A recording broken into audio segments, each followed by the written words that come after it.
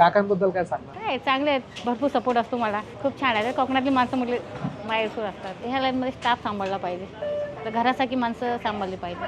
ही मावशी माझ्याकडे 10 वर्ष झाले. तो मुलगा आहे ना, त्याला आता 13 वर्ष झाले, 2011 बसून आहे. आणि एक आजी होत्या, त्या 7 वर्षानंतर वारल्या. त्यांचं सगळ्या गोष्टीचं लक्ष द्यावं पाहिजे. थोडं चुकलं तर रागवलं पण पाहिजे, कारण की काही काही लोक चुकले रागवले नाही तर मग जास्त करत जातात.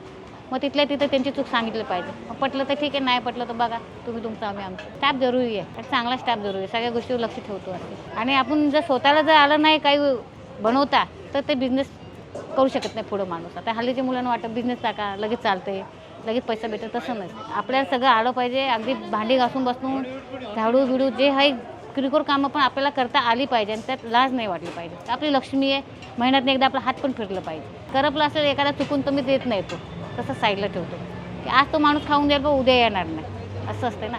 मग त्यावेळेस आपलं लॉस झालं तरी चालेल, पण तो पराळ पण त्याला द्यायचा नाही, संपवायचं काम नाही करायचं.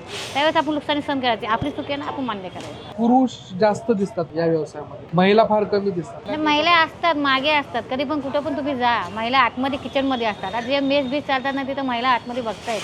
आता बरेच महिला बिझनेसमध्ये लक्ष टाकतात, नाही असं नाही. पण पुढं आता मी पण जेव्हा जेवण बनवायची तेव्हा खाली असायची, माझे मिस्टर इथे असायचे. महिला नसतात असं नसतं, महिलांचा साथ लागतो.